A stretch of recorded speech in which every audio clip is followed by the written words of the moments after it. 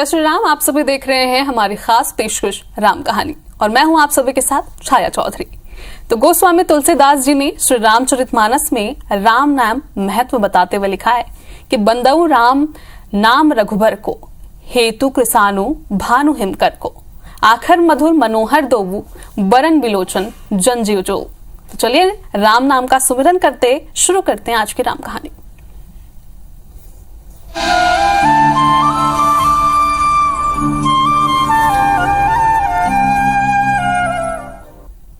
तो सदियों के इंतजार के बाद आखिर वो घड़ी आ गई है जब भगवान श्री राम अयोध्या में विराजेंगे। 22 जनवरी 2024 को राम मंदिर का उद्घाटन होने के साथ ही आम जनता के लिए राम का दरबार खुल जाएगा। उद्घाटन मौके पर देश और दुनिया से तमाम बड़ी हस्तियां और लाखों की संख्या में आमजन का हुजूम उमड़ने वाला है और इसे देखते हुए ट्रैफिक पुलिस ने भी पुख्ता तैयारियां कर ली है। राम मंदिर में प्राण प्रतिष्ठा से पहले चलेंगी 100 ई बसें। देश भर में राम भक्त राम नगरी अयोध्या पहुंचने की तैयारी कर रहे हैं। लोगों को आने में कोई दिक्कत ना हो, इसके लिए भारतीय रेलवे और योगी सरकार खास तैयारी कर रहे हैं। तो यदि आप भगवान राम के दर्शन करने के लिए अयोध्या जाना चाहते हैं तो उत्तर रेलवे की लगभग 30 ट्रेनें हैं जो लखनऊ से सीधा आपको अयोध्या पहुंचाती हैं। इन सभी ट्रेनों के टिकट, इनका प्लेटफॉर्म, इनके चलने की तारीख तक की जानकारी यात्री रेलवे के टोल फ्री नंबर 139 पर कॉल करके आप ले सकते हैं। इसके लिए आपको सिर्फ ट्रेन का नाम बताना होगा।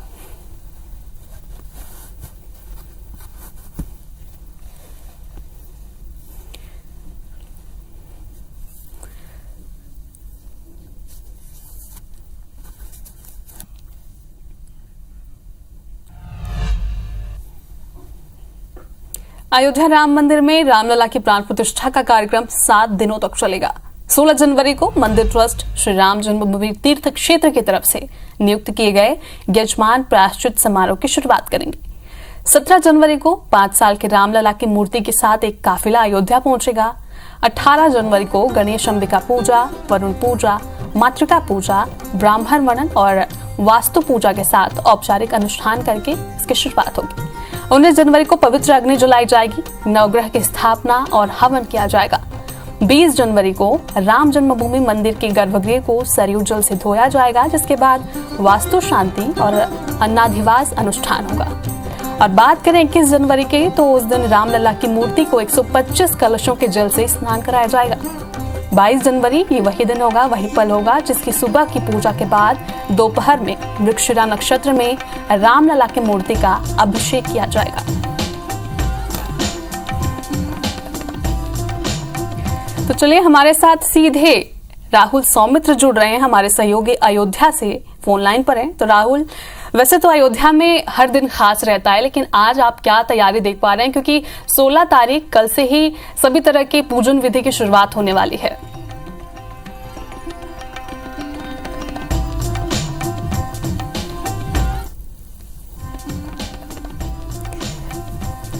जी, तो राहुल क्या आपको मेरी आवाज आ रही है?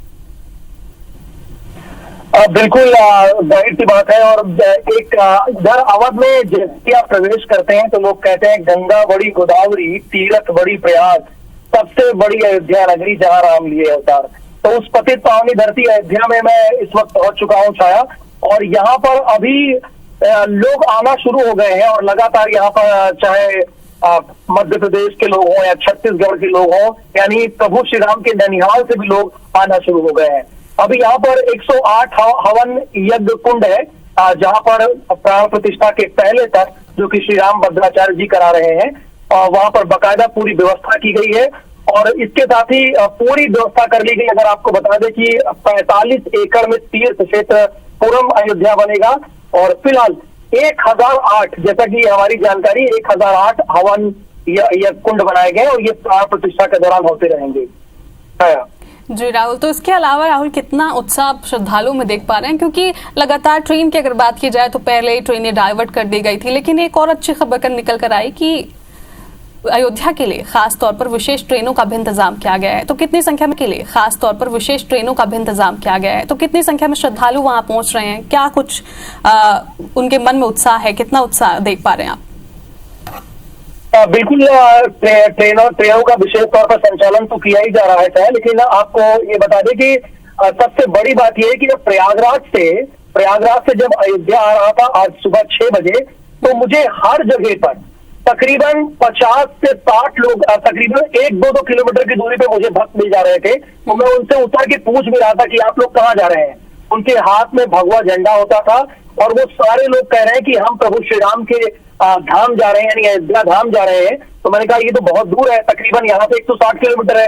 तो उनका कहना था कि हम इससे भी बहुत दूर से आ रहे हैं। बहुत दूर दूर से लोग, गाड़ियों की व्यवस्था तो विशेष तौर पर की गई है, फ्लाइट की व्यवस्था, ट्रेन की व्यवस्था, लेकिन एक बड़ी संख्या में, बहुत बड़ी संख्या में लोग पैदल ही अयोध्या पहुंचना शुरू कर दिए हैं अभी से ही। जी, तो राहुल, जैसा कि आपने बताया, रूट में आपने काफी श्रद्धालुओं को देखा हर 2 किलोमीटर की दूरी पर। तो लगातार IBC 24 भी दिखा रहा है कि लोग पैदल यात्रा कर रहे हैं, जो विकलांग है, जो दिव्यांग है, वो भी रामलला की भक्ति में लीन है और वो भी पैदल यात्रा करते हुए अयोध्या पहुंच रहे हैं। तो किस तरह का नजारा आपको रास्ते में देखने को मिला? रास्ते में तो मतलब कि मैं यही सोच के बहुत ही सोचने लगा छाया, मैं बताऊं कि जब अभी ये नजारा है, जब आप प्रयागराज से आप अयोध्या की तरफ आ रहे हैं, बीच में श्रृंगवेरपुर पड़ता है जहां पर सबसे पहले प्रभु श्री राम रुके थे। यहाँ पे इतना अद्भुत नजारा अभी है और लोगों के मन में इतना उत्साह है। 160 किलोमीटर मैं जब देखा पूरी तरह से, भगवा झंडे से, पोस्टर से, बैनर से, और लोगों में इतना उत्साह है, तो सोचिए उस वक्त क्या स्थिति रही होगी जब सच में प्रभु श्री राम 14 वर्ष के वनवास के बाद अयोध्या आए होंगे। उस वक्त का क्या नजारा रहा। मैं वही सोच के हतप्रभ हूं, जब इतने लोग अभी से उत्साहित है। अभी क्या हाल, 22 तारीख में 7 दिन बाकी है, लेकिन अभी से लोग अयोध्या पहुंच रहे हैं। और आसपास सिर्फ अयोध्या धाम ही नहीं, आसपास के जो क्षेत्र हैं, जिले हैं, उन्हें पूरी तरह से सजा दिया गया है, भगवामय कर दिया गया है। जी राहुल, तो आपसे लगातार अपडेट लेते रहेंगे। फिलहाल अभी के लिए आपका बहुत बहुत शुक्रिया।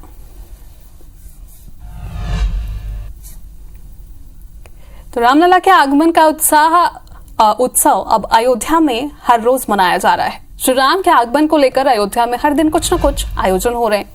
तो वहीं प्राण प्रतिष्ठा के पहले श्री राम कर्मभूमि न्यास ने 14 लाख दीपों की श्रृंखला बनाई।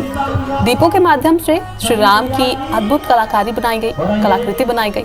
14 रंग के 14 लाख दीपों से प्रतापी श्री राम मंदिर समेत मोदी और योगी की कलाकृति बनाकर नया रिकॉर्ड बनाया गया है। तस्वीरें आप देख रहे हैं। तो पराक्रमी श्री राम की कलाकृति बनाई गई है, जिसके नीचे श्री राम जन्मभूमि मंदिर भी है और जय श्री राम भी इन्हीं दीपों से लिखा गया है। और बाईं और दाईं तरफ प्रधानमंत्री नरेंद्र मोदी की कलाकृति भी है। तो योगी आदित्यनाथ भी इस कलाकृति में आपको साफ तौर पर दिखाई दे रहे हैं। बिहार की एक समिति जिसका नाम श्री राम कर्मभूमि समिति है, और इस समिति में केंद्रीय मंत्री अश्विनी चौबे भी शामिल हैं। इस समिति का मानना है कि श्री राम की जन्मभूमि भले ही अयोध्या हो, लेकिन उनकी कर्मभूमि बिहार भी है। और बिहार के बक्सर में श्री राम ने पहले पराक्रम दिखाया था और ताड़का का वध किया था। इसलिए जब वो अपने भव्य मंदिर में विराजमान होने वाले हैं, तो उनकी कर्मभूमि से दीपोत्सव की शुरुआत इस तरह तो बनती ही है।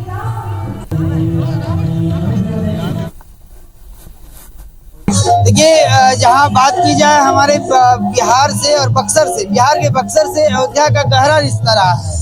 भगवान रामलला का जन्म जरूर अयोध्या में हुआ, लेकिन वो पराक्रमी राम जो कहलाए वो हमारे बिहार के बक्सर से कहलाए, क्योंकि उन्होंने पहली बार अगर किसी का वध किया ताड़का का, जहाँ से उनका प्रादुर्भाव हुआ वो बक्सर से हुआ। और उनकी शिक्षा और दीक्षा बक्सर से ही मिली। महर्षि विश्वामित्र की पावन भूमि है बक्सर। और जब इनको यहाँ से अयोध्या से ले जाया गया, हमारे विश्वामित्र जी लेके गए, और जहाँ राम भगवान को शिक्षा और दीक्षा मिली, उनका वही संबंध को हम लोग आज दिखाने के लिए आए हैं कि बक्सर और अयोध्या का बहुत गहरा रिश्ता रहा है भगवान श्री राम से।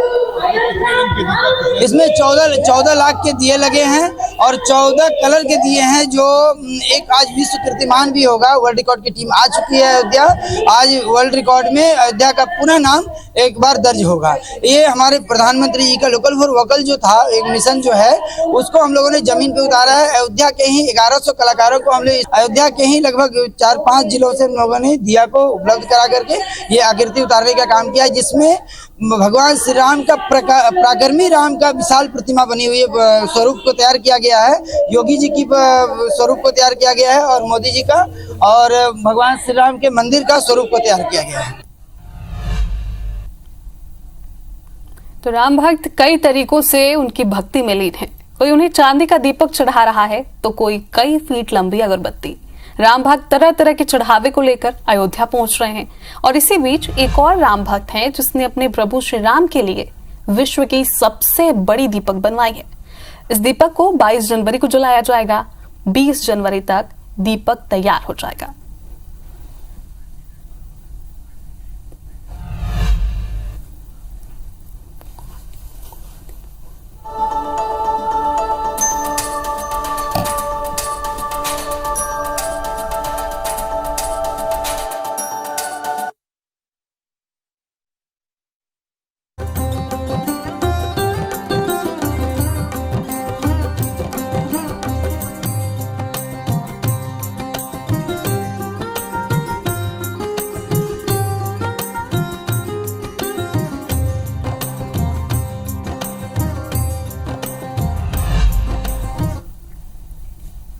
तो 22 जनवरी को अयोध्या में भगवान राम का भव्य मंदिर में प्राण प्रतिष्ठा होनी है, जिसे लेकर तैयारी जोरों शोरों से चल रही है।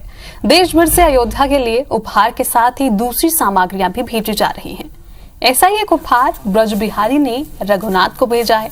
भगवान श्री राम के लिए ब्रज से सौगातें आई हैं। बांके बिहारी मंदिर से श्रृंगार का सामान के साथ ही आरती, शंख और चांदी की बांसुरी आई है, जिसे रामलला के मुख्य पुजारी को आचार्य सत्येंद्र दास को सौंपा गया।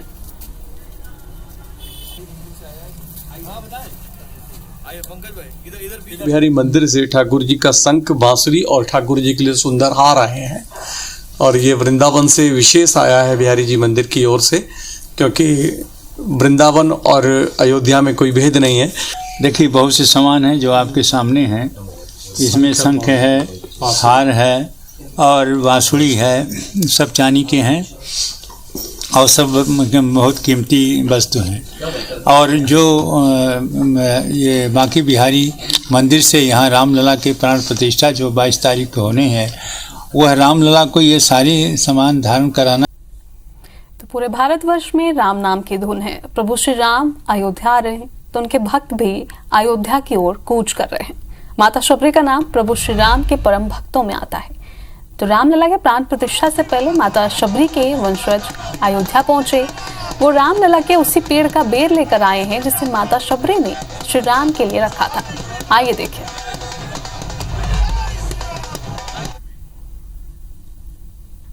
22 जनवरी 2024 यानी प्राण प्रतिष्ठा की वो तारीख जैसे जैसे नजदीक आ रही है, वैसे वैसे रामलला के ससुराल कहे या ननिहाल, हर जगह से कोई ना कोई उपहार आ रहे हैं। वहीं आज माता शबरी के गांव से देखिए जूठे बैर लाए गए हैं और जो लाए हुए हैं हम उन्हीं से जानेंगे कि ये बैर आज एक आस्था के रूप में आप जो है अयोध्या पहुँचे हैं लेकर, क्या कहना चाहेंगे? सबसे पहले तो जब प्रभु श्री राम अयोध्या से लेके लंका 14 साल वनवास में जिस चित्र से जहाँ से निकले थे, उस आज सभी स्थलों के साथ ऐतिहासिक प्रसंग का फिर से एक बार सबके स्मरण पे आ जाना चाहिए। क्योंकि अयोध्या से केवट से लेकर श्रीलंका तक अनेक लोगों से भेंट हुई, अनेक राक्षसों का वध हुआ।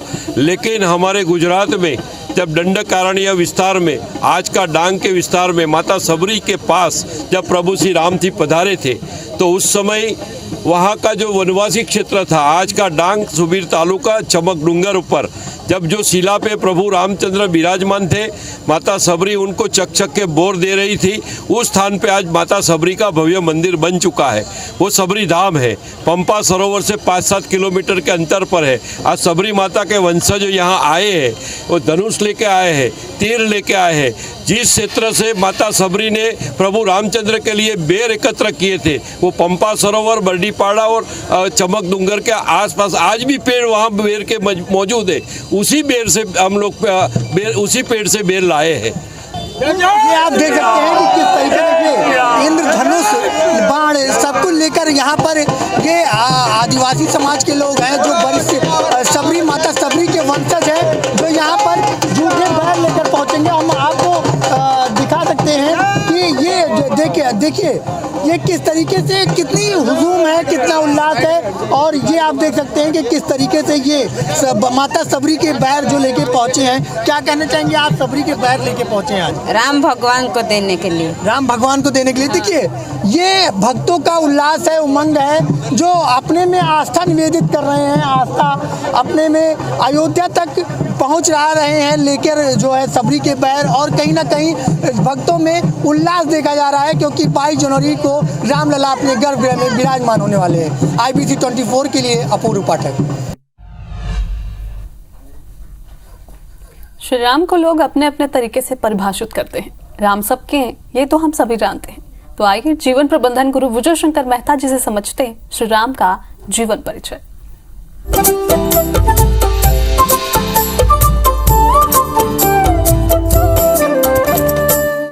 सहज तो इतने हैं कि समुद्र पार करके लंका जाना, और समुद्र ने मार्ग नहीं दिया। अच्छा, विभीषण ने सलाह दी कि आप विनती कर लो, और जैसे राम जी ने विनती करी कि लक्ष्मण जी को क्रोध आ गया। मंत्र न यह लक्ष्मण मन भावा, राम नाथ देव कर कवन भरोसा, सोशे सिंधु करई मन रोसा। और लक्ष्मण ने कहा हम क्षत्रिय हैं, जरा सा रोष करिए और समुद्र सोख लीजिए। अब आप देखिए सबके सामने इतने लोगों में बड़े भाई की बात छोटा भाई काट रहा है, अपमान ही हो रहा है। लेकिन राम जी क्या करते हैं? राम जी मुस्कुराते हैं और अपने छोटे भाई लक्ष्मण से कहते हैं, लक्ष्मण धैर्य रखो, ऐसा ही होगा। आज हमारे घर में हमसे छोटा कोई व्यवस्था में हमसे जो सबऑर्डिनेट होते हैं, कोई बात कह दे हमको कितना गुस्सा आता है, लेकिन राम तब भी मुस्कुराते हैं। राम कहते हैं मान अपमान ये सब तो जीवन में चलता रहता है, पर राम है व्यवहारिक। जब समुद्र ने मार्ग नहीं दिया, विनय न मानत जलधि जड़ गए, 3 दिन बीती बोले राम सकोप, तब भय बिन होई न प्रीति। एक बड़ा प्यारा सिद्धांत लाए, भय बिन होई न प्रीति। जब समुद्र ने 3 दिन मार्ग नहीं दिया तो फिर राम ने धनुष बाण उठाया और एक सिद्धांत दिया, भय बिन होई न प्रीति। कभी कभी प्रीति को स्थापित करने के लिए भय का निर्माण करना पड़ता है, जैसे माता पिता बच्चों को डांटते हैं। समुद्र ने मार्ग दिया।